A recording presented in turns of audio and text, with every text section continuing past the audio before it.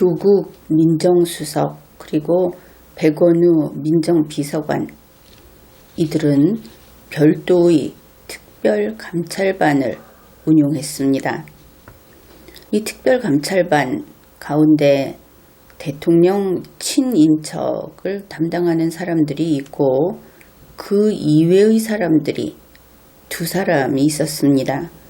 이들을 별동대라고 부르고 있습니다. 이 두 사람은 어떤 사람들인가? 한 명은 청와대에 있으면서 총경으로 승진을 한 현재는 민정비서관실의 정행정관, 이 사람이 별동대 2인 가운데 한 사람이고, 또 한 사람은 2019년 2월에 검찰 수사관이었다가 파견됐던 사람인데 바로 이때 다시 검찰로 복귀를 한 그런 인물입니다. 그는 12월 1일에 사망했습니다. 그래서 이 두 번째 별동대의 두 번째 대원, 이 사람을 민정 별동대원 A씨 이렇게 부르기로 하죠. 아직까지는 이름도 공개되지 않아서 그냥 이렇게 우리가 알고 있는 것은 이 정도로 부를 수 있는 겁니다. 이와 관련한 뉴스가 많이 나오고 있는데 문제는 민정 별동대원 A씨가 자살한 이 사건에 대해서 청와대, 더불어민주당, 경찰까지 뛰어들어서 이것을 아주 큰 이슈로 만들어 버렸습니다. 그 이슈가 무엇인가 하면은 A씨는 왜 자살했는가? 바로 자살한 이유를 가지고 이들이 이슈로 만들어 버린 겁니다. 보통은 이런 사건이 발생하면 관심사는 그것이 정말 자살인가 아니면 범죄인 타살인가 이것을 문제 삼게 됩니다. 그런데 지금처럼 왜 자살했을까? 이것을 문제 삼는 것은 이례적인 일이다. 그렇게 보아야 하겠죠. 더구나 지금 상황이 묘한 것이 청와대는 브리핑까지 하면서 자살한 이유가 낱낱이 밝혀져야 한다. 이런 입장을 밝혔습니다. 그러면 그것을 낱낱이 밝히는 것은 당연히 검찰의 일이 되겠죠. 따라서 청와대의 뜻은 검찰은 철저히 수사하라. 이런 것이 됩니다. 그런데 이상하게도 더불어민주당은 법무부가 검찰을 감찰해야 한다. 이런 주장을 하는 겁니다. 그것도 당 차원에서 의원총회를 한다든지 하면서 이러고 있는 것이죠. 이게 무슨 뜻인가? 더불어민주당은 검찰의 손발을 묶어라. 이렇게 이야기한 것이 분명합니다.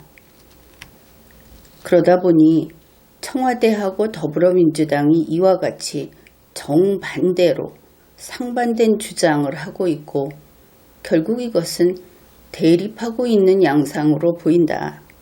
이렇게 볼 수 있는 것이죠. 그래서 이 사건 프로파일링을 해보기로 하겠습니다. 먼저 민정 별동대원 A씨에 대해서 기초사실을 조금 알아야 하겠죠. 그는 2017년 5월 이후부터 2019년 2월까지 청와대 민정별동대에서 근무를 했습니다. 뉴스 등을 종합해서 그 내용을 정리하면 이렇습니다. 처음에 그는 자기가 맡은 그 업무에 대단히 열심이었다. 그런데 2018년에는 좀 달라졌다. 어떻게 달라졌느냐 하면 그의 발언을 통해서 확인할 수 있습니다. 민정별동대에서 하는 일이 대단히 위험하다. A씨가 그렇게 말을 했다는 것이죠. 민정별동대에서 일하는 게 너무 위험해서 겁이 난다. 그런데 보면은 이 민정별동대라는 데서는 해결사 노릇까지 했다고 합니다. 예를 들면 2018년 9월에는 세월호 때 경고를 받았던 해양경찰청의 간부를 정부 포상 후보에서 제외하고 그리고 조사한 이런 사건을 벌였는데 그것을 민정별동대가 했다는 것이죠. 이러한 경력을, 이러한 상황의 그 A씨는 2019년 2월에 검찰 수사관으로 복귀합니다. 검찰로 돌아온 것이죠. 그런데 2019년 2월 하면은 이때는 청와대의 박형철 특감반 쪽에 그 김태우 씨 사건, 그 사건이 있은 이후다. 이것을 알 수 있습니다. 그러면은 이제 돌아와서 검찰 내부에 있을 때 민정별동대원 A씨는 어떠했는가 하는 것을 살펴보기로 합시다. 2019년 2월에 검찰에 복귀했는데 그로부터 6개월 후인 2019년 8월에 그는 동부지검 형사 6부로 옮깁니다. 이것은 뉴스에 나와 있습니다. 첫째, 동부지검 형사 6부가 어떤 곳인가? 그곳은 바로 유재수, 백원우 사건 수사를 담당한 곳이다. 2019년 8월은 어떤 때인가? 그것은 바로 이 사건, 유재수 등의 수사가 본격화하던 시점이었다. 이러면 이제 좀 문제 있다 이런 생각을 하게 되죠. 도대체 왜 이런 곳에 백원우의 부하를 배치했는가? 이런 식으로 배치하는 것은 분명 정상이 아니다. 이렇게 판단하게 됩니다. 여기에 대해서 동부지검 관계자는 해명을 내놨습니다. 민정별동대원 A씨가 수사를 잘해서 형사 6부에 배치한 것일 뿐 다른 의도는 없다. 동부지검 관계자의 이러한 해명이 사실이든 아니든 그것은 변론으로 하고 분명히 이와 같은 때, 이와 같은 곳에, 이와 같은 사람을 배치한 것은 굳이 그리 자리를 옮긴 것은 모종의 목적을 가진 누가 심어 넣은 것 같다. 이렇게 의심하는 것은 상식이다. 그렇게 보겠습니다. 그 후에 동부지검 형사 6부로 옮긴 민정별동대원 A씨, 바로 유재수 백원우 사건 수사를 하고 있는 그곳으로 옮긴 A씨는 아주 힘들다 하는 호소를 했다. 그런 것이 또 보도가 됐습니다. 그 내용은 이런 것입니다. 청와대 민정수석실의 고위 관계자가 유재수 사건 수사 정보를 집요하게 요구하고 있다. 민정수석실의 A씨 자신이 이전에 거기 있을 때 상관이 수시로 연락을 해서 수사 진행 상황, 이것이 밖으로 나가면 처벌을 받는 그런 것을 캐물었다. 또 민정별동대원 A씨는 이런 이야기도 했다고 합니다. 압박감 때문에 차라리 유재수 수사 정보를 알 수 없는 다른 곳으로 발령이 났으면 좋겠다. 이것을 보면 그는 수사관 업무가 싫은 것은 아니다 하는 것을 알 수 있습니다.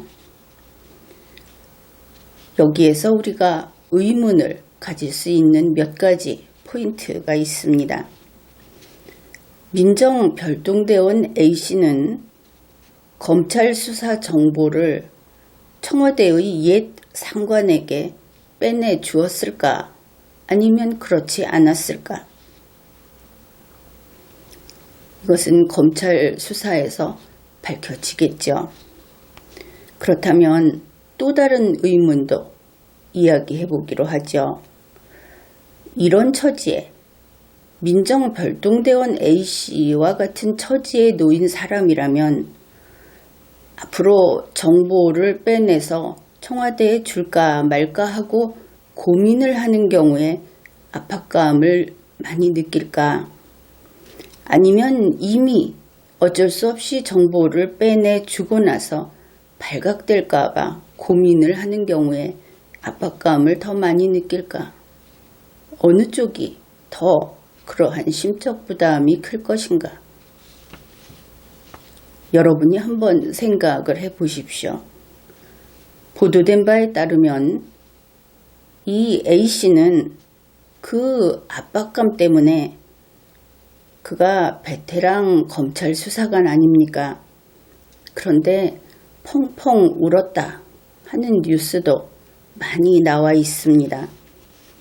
도대체 어느 경우에 그가 그렇게 괴로워하게 된 것일까? 그리고 2019년 11월 22일에 민정별동대원 A씨는 울산지검에서 참고인 조사를 받게 됩니다. 이것은 청와대 브리핑을 토대로 한 것입니다. 참고인 조사를 받는 하루 전인 2019년 11월 21일 그는 민정비서관실의 행정관에게 전화를 했습니다. 뉴스에 따르면 이 행정관은 전에 함께 일했던 행정관이다. 따라서 이 행정관은 그가 민정별동대원이었을 당시에도 행정관이었다. 그것을 알 수 있죠. 그렇다면 직급상 따져보면 이것은 상관급의 그런 급에 해당이 된다. 그것을 알 수 있습니다. 이때 전화를 해서 A씨가 한 이야기가 이렇습니다. 울산지검에서 오라고 한다. 갈 수밖에 없을 것 같다. 그런데 여기에 또 우리가 의문스러운 점 그런 것이 있지요. 갈 수밖에 없을 것 같다. 이것이 좀 일반적이지 않다 하는 겁니다. 마치 변명처럼 들린다. 참고인으로서 내가 가겠다고 나선 것이 아니다. 내가 가지 않으려고 해도 갈 수밖에 없다. 이런 뉘앙스가 풍긴다 하는 것이죠. 그러나 일반 국민들이 볼 때는 이것은 참으로 이상한 전화 대화다. 그럴 겁니다. 검찰이 오라고 하면 가는 거지.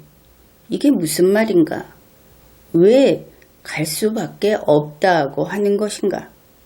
그것이 한 가지 의문이고 그 다음에 또 민정별동대원 A씨는 검찰 소속 수사관입니다. 그가 자리를 비운다면 검찰의 상관에게 허락을 받아야 하겠죠. 그런데 그것이 아니고 어쨌든 관계없는 민정비서관실 행정관에게 왜 이런 보고를 하는 것인가? 그렇다면 청와대 민정비서관실하고 거기에 대해서 복종하는 이런 관계이고 여전히 청와대와의 끈이 살아있다는 뜻인가? 그렇게 볼 여지가 있습니다. 결국 민정비서관실에 이러한 사실을 보고한다 하는 것은 밖에서 그냥 이야기할 때는 검찰에 대한 배신적 행동이다. 이렇게 평가를 받게 될 겁니다. 이미 이야기를 했듯이 예전의 행정관이다 하면은 아마도 민정별동대원 A씨보다는 상관 반열에 드는 그런 사람일 것이다. 이렇게 이야기를 했는데 이날 울산지검에 가기 하루 전에 전화를 했는데 전화하고 1시간 뒤에 다시 동일한 민정비서관실에 또 전화를 했다. 청와대가 그렇게 밝히고 있습니다. 그러면은 그 행정관이 이 사람에게 전화하라고 시켰는가? 이런 생각도 해볼 수 있는 것이죠. 어떻든 행정관에게 전화한 뒤 1시간 후쯤에 민정비서관실의 정행정관에게 다시 전화를 했습니다. 이름은 똑같은 행정관이지만 정행정관은 A씨가 민정비서관실에 있을 때는 상관이 아니었던 것이죠. 그는 2018년 1월 11일에 울산에 같이 갔던 경찰 출신 민정별동대원 정씨입니다. 그리고 그는 청와대에 있는 중에 총경으로 승진돼서 현재는 물론 민정비서관실의 행정관인 것이죠. 전화해서 한 이야기가 이렇습니다. 솔직히 우리가 울산에 간 게 언제인지 알고 싶어 전화했다. 여러분이 뉴스를 봤다면 이 내용을 알고 있을 겁니다. 이 두 사람이 울산에 갔다 왔다. 일단은 한 번 간 것으로 되어 있죠. 어떻든 울산에 간 게 언제인지를 모른다는 것 아닙니까? 아니면은 불분명하다는 것. 거기에 솔직히가 왜 붙는 것일까? 솔직히라는 것은 둘만이 아는 어떤 다른 사정이 있는 것이 아닌가? 언제 갔다 왔는지 물어보는데 왜 솔직한 것과 솔직하지 않은 것이 필요한가? 따라서 이렇게 생각을 해볼 수 있습니다. 청와대에서 울산의 고래고기 사건 때문에 한 번만 갔다 왔다면 이런 거 안 물어보겠다, 안 물어볼 것이다. 그렇겠죠. 그리고 둘 다 수사하던 사람들인데 이거 수사관끼리 할 질문이 아니다. 그런 겁니다. 그러면 이게 뭐 하는 짓인가? 우리가 추측할 수 있는 것은 솔직히라는 말과 또 언제 갔는지 알고 싶다 하는 말에서 모종의 말맞추기라고 볼 그런 여지가 있습니다. 또 하나는 고래고기 사건 때문에 간 것이 언제인지를 물어봤을 수 있다. 이게 무슨 뜻인지 알겠습니까? 물론 이것을 물어본다는 것은 민정별동대원 정씨가 고래고기 사건을 잘 기억하고 있을 것이다. 이런 뜻으로 볼 수도 있겠지만 가장 일반적으로 풀이를 하자면 이 두 사람은 울산에 이런저런 일로 여러 번 갔었을 수 있다. 이것을 알 수 있습니다. 그 다음에 민정별동대원 두 사람이 울산에 간 것은 김기현 사건, 선거 개입 사건으로 갔었을 수도 있고 다른 사건으로 갔었을 수도 있다. 다만 고래고기 사건으로 간 한 번, 그것이 있다는 뜻이구나. 이렇게 이해할 수 있는 겁니다. 청와대 브리핑에 따르면 11월 22일에 민정별동대원 A씨가 울산지검 참고인 출석을 하고 나서 한참 시간이 흐른 뒤인 11월 24일에 민정비서관실에 전화를 했다고 합니다. 여기에서 이상하다 이렇게 생각을 하겠죠. 어째서 즉시 보고하지 않고 이틀이나 뜸을 들인 것일까?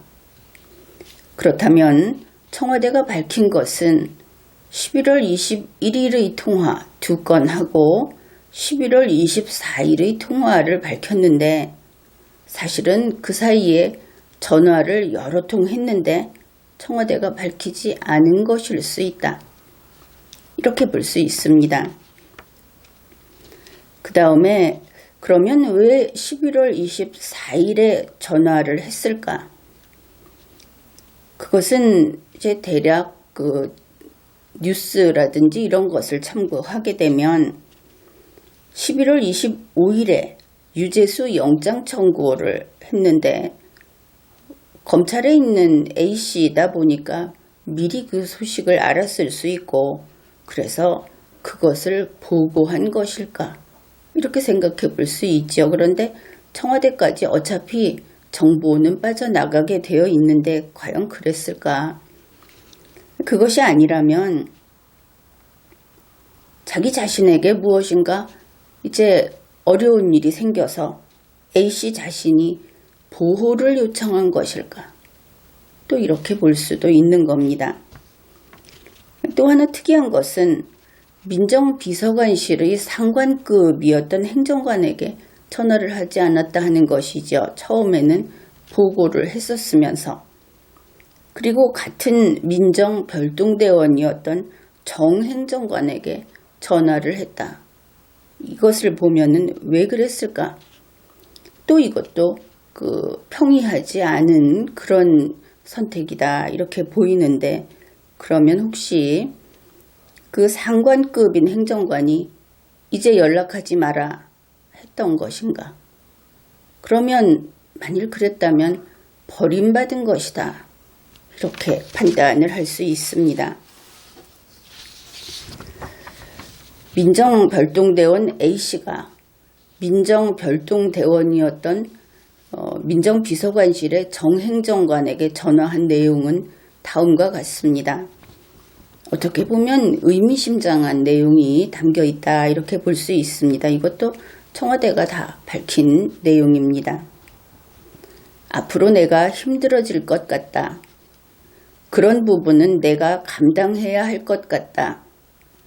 정행정관과는 상관이 없고 나 개인적으로 감당해야 할 일인 것 같다. 여기에서 특이한 것은 수사관은 뭐뭐 한 것 같다라는 식의 말을 쓰면은 좀 유능한 수사관이라고 볼 수 없는 것이죠. 청와대가 청와대 말투로 바꿨는지는 모르겠지만 시종일관 뭐뭐인 것 같다. 자기의 선택이 아니고 떠밀려가는 사람의 그 화법인 것을 알 수 있습니다.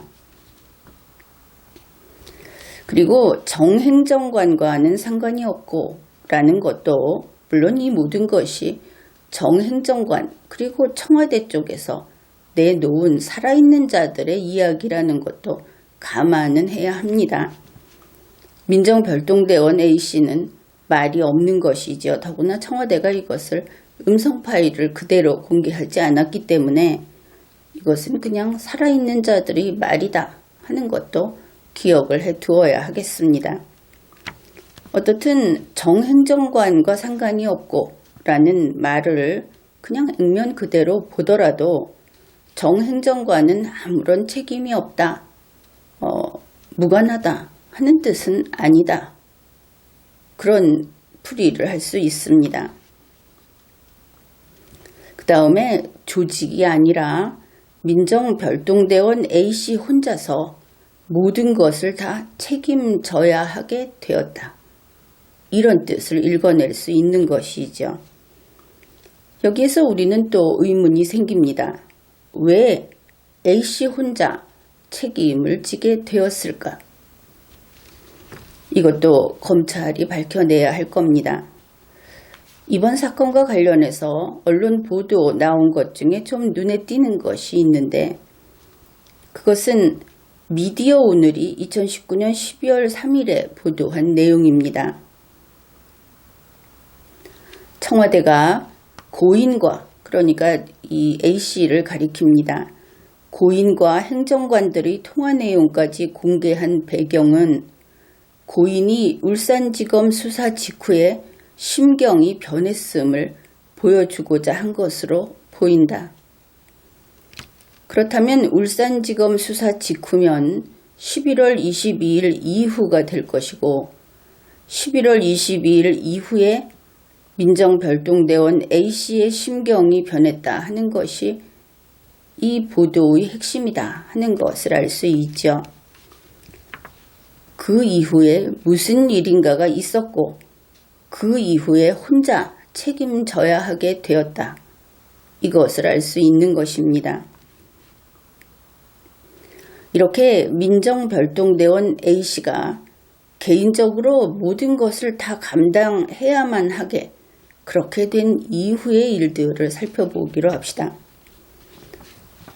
그는 우선 울산지검에 갔다 와서 이런 이야기를 했습니다. 김기현 사건 첩보는 경찰 양식이더라. A씨가 경찰의 양식을 잘 알고 있다 하면서 이런 보도가 나왔는데, 그렇다면 우리는 또 질문을 해야 하겠습니다. 그렇다면 김기현 사건의 1차 첩보는 민정별동대에서 생산한 첩보가 아니구나. 이 두 사람 가운데 어느 한 명이 물론 정행정관일 수는 있겠습니다. 그러나 아무튼 A씨는 아니다.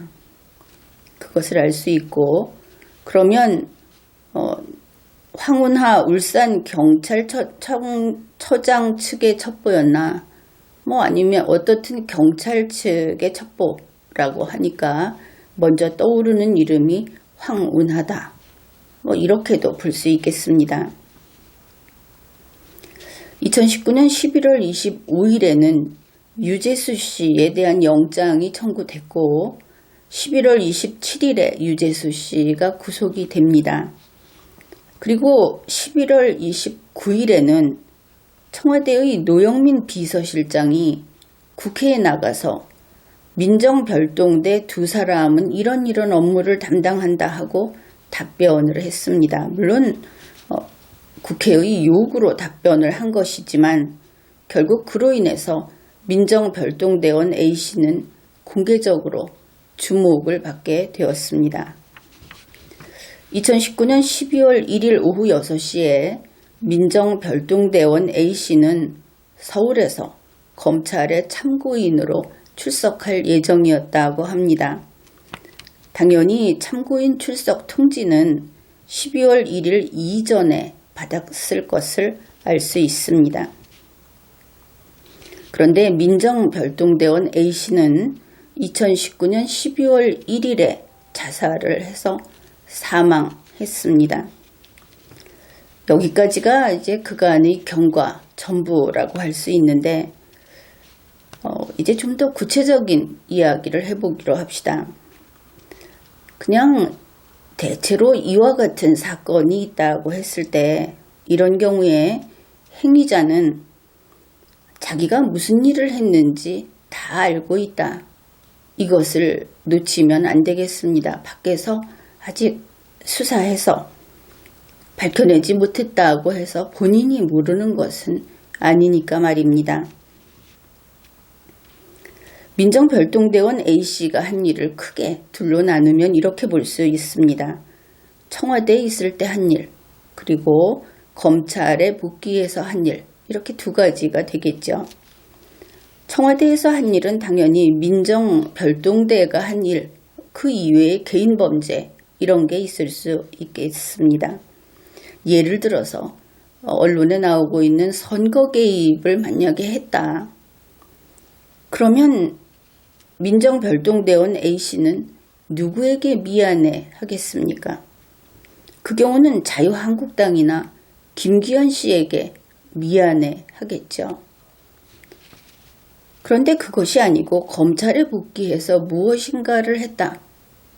무엇인가 해서는 안 되는 일을 했다. 이렇다면 가령 예를 들어서 청와대 측을 위해서 정보를 빼내 주었다면 그러면 누구에게 미안해 할 것인가? 이것은 검찰을 배반한 일이 될 것이고 윤석열 검찰총장에게 미안해 하겠죠. 이제 흔히 이와 같은 우리가 영화 같은 것을 보거나 소설을 보거나 하면은 스토리가 그렇게 전개가 되는데 이와 같은 상황에서 행위자는 우선 두 가지 자기가 어떻게 할 것인가를 두 가지로 그 중에 하나를 결정할 수 있습니다. 첫째는 침묵할 수 있죠. 일체 묵비하면서 모든 것을 밝히지 않는 겁니다. 그런데 이 침묵을 하려면 가령 어떤 조직원이 비리라든지 범죄 사실을 자백하지 않고 침묵을 하는 경우에 그것은 조직이 뒤에서 든든히 받쳐줄 경우에 그런 일을 하게 됩니다. 만일 청와대가 쓰고 버린 경우, 그러니까 손을 끊었다고 한다면은 침묵을 하고 버티는 것은 그런 일을 하는 것은 불가능해지겠죠. 그러면 나머지 한 가지, 수사에 협조하는 겁니다. 흔히 다 불어버린다 하는 그쪽을 택할 수 있는데 이때에도 문제는 있습니다. 만일 자기가 한 행위가 내 가족이 먹는 우물에 독을 푼 행위였다. 그렇다면 다 불 수 없는 것이죠.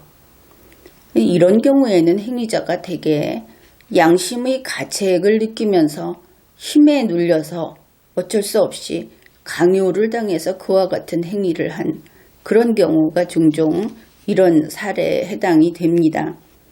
그러면 이렇게 조직이 버렸고 그리고 자기가 한 행위가 자기 가족을 배신한 그런 경우일 때 행위자는 제3의 선택을 하게 되죠. 바로 그럴 때 자살과 같은 것을 하게 된다. 이것을 알 수 있습니다. 혹시 이와 같이 자살을 한 것이 조직에 충성하는 뜻인가? 그렇다면 침묵하면서 버티는 것과 유사한 그런 것인가? 이렇게 생각을 할지 모르겠는데 이 둘은 분명히 구분을 해야 할 겁니다. 왜냐하면 현재 A씨 같은 경우에 그는 베테랑 수사관이다. 수사관은 이런 경우에 모든 것을 다 폭로하지 않고 그러니 불지 않고 사망을 한 경우에도 지금 이 시대의 기술 수준으로는 진실이 다 밝혀진다 하는 것을 알고 있다 하는 겁니다. 또 이렇게 판단하는데 도움이 되는 물증은 유서가 또 있습니다. 그는 가족에게 A4 용지로 7장 분량의 유서를 그 이외에 윤석열 검찰총장에게는 A4 용지로 2장 분량의 별도 유서를 남겼다고 하는 겁니다. 거기에는 이런 내용이 있다. 윤석열 검찰총장님 죄송합니다. 면목이 없지만 우리 가족에 대한 배려를 바랍니다. 이것도 여권에서 이 내용을 밝힌 겁니다. 이것을 밝혀놓고서 그러니까 검찰이 이 사람을 이렇게 만들었다. 죽을 수밖에 없게 만들었다. 이런 이야기를 하려고 유서 내용을 밝혔던 것을 알 수 있습니다. 그러나 이 내용을 보면은 검찰 때문에 죽음에 내몰린 사람이 유서에 남길 그런 내용이 결코 아니다. 그것을 알 수 있는 것이죠. 물론 민주당이 주장하는 것처럼 그 가족이나 또 A씨 자신이 어떤 별건 혐의가 있을 수는 있습니다. 그러나 그 압박감 때문에 자살한 것이다 하는 자살 이유가 될 수 있는 것은 아니다. 이렇게 판단을 합니다. 게다가 현재 검찰만이 A씨와 그 가족들에게 호의적이라는 사실에서도 역시 더불어민주당의 주장은 비논리적이다. 그렇게 보겠습니다. 윤석열 총장은 민정별동대원 A씨를 검찰의 가족으로 여기는 것을 알 수 있습니다. 그는 검사와 검찰 수사관을 차별하지 않고 검찰 수사관도 검찰 가족이다. 이렇게 보고 있는 것을 그의 일련의 행동을 통해서 확인할 수 있습니다. 윤석열 검찰총장은 한 해의 끝인 12월에는 행사가 많죠. 그런데 그 행사를 상당 부분 취소를 했다고 합니다. 그렇다면 그것이 1주가 됐든 2주가 됐든 그 기간은 애도 기간이다 하는 것을 알 수 있습니다. 그뿐 아니라 윤 총장은 직접 조문을 가서 2시간 반 동안 장례식장에 있었다고 그것도 보도가 되었습니다. 윤석열 총장의 그 심적 상태가 어떤가, 그를 검찰 가족으로 여긴다 하는 것과 별개로 자살한 그 A씨의 가족 입장을 한번 생각해 보기로 합시다. 한국인들은 만일 윤석열 검찰총장이 그리고 검찰이 자기 남편이나 아버지나 뭐 이런 사람을 죽인 원수다, 압박감 때문에 자살했다 그러면은 이렇게 와서 앉아있도록 내버려 두지 않죠. 대통령의 화환도 다 부숴버리는 그런 한국인입니다. 아마도 그런 경우라면은 문 앞에서 쫓겨났어야 할 겁니다. 그러나 그렇지 않았다 하는 것이죠.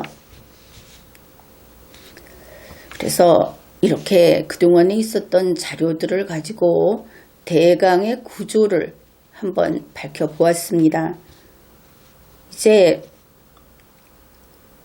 더불어민주당하고 청와대가 대립하는 것 같은 모습을 보이고 있다. 언론 보도를 보면은 도대체 이것이 같은 뜻인지 다른 뜻인지 혼란스럽다고 하는 국민들이 있을 수 있겠지만 내용을 정확히 잘 정리를 해보면 그 방향이 완전 정반대다 하는 것을 알 수 있을 겁니다. 문재인 씨의 그 청와대 측에서는 검찰은 철저히 수사하여 밝히라고 한 것을 알 수 있습니다. 이것은 공개적인 수사 하명이다, 그렇게 평가할 수 있는 그런 그 브리핑이었다 이렇게 봅니다. 청와대에서는 민정비서관실과 조국 민정수석을 분리하지 말라 이런 이야기도 했습니다. 이런 내용의 이야기를 했는데 그것도 의미심장하다 그렇게 보아야 하겠죠. 현재 그 나와 있는 모든 정보들 그것을 보게 되면 조국 씨 관련, 조국 씨 측, 더불어민주당, 그리고 범여권, 또 일부 경찰, 이들은 마치 그 소금 뿌린 미꾸라지들처럼 거의 단말마적인 그런 비명을 지르면서 몸부림치고 발악하고 있는 것을 알 수 있습니다. 이유는 모르겠지만 검찰이 밝혀줄 겁니다. 그래서 우리 국민은 검찰에게 이렇게 이야기할 수밖에 없습니다. 검찰은 문재인 씨의 공개 수사 하명에 복종해야 한다. 위계질서상 그렇겠죠. 그리고 검찰은 오직 법에 근거해서 실체적 진실을 밝혀야 하겠다. 검찰의 수사로 진실이 밝혀지기를 기대합니다. 지금까지 리걸마인드 연구소였습니다.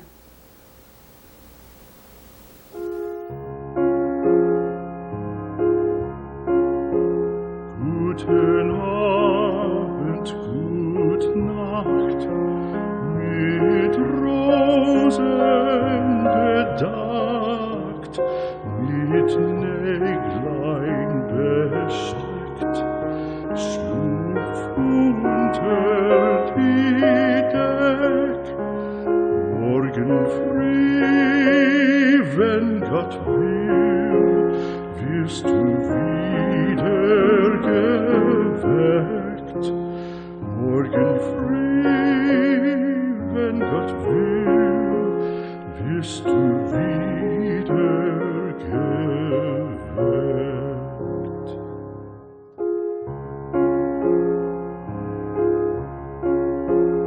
Guten Abend, gute Nacht, von Englein bewacht, die zeigen im Traum dir Christkindleins Baum. Schlaf nun selig und süß, schau im Traums Paradies. Schlaf nun selig und süß, schau ihn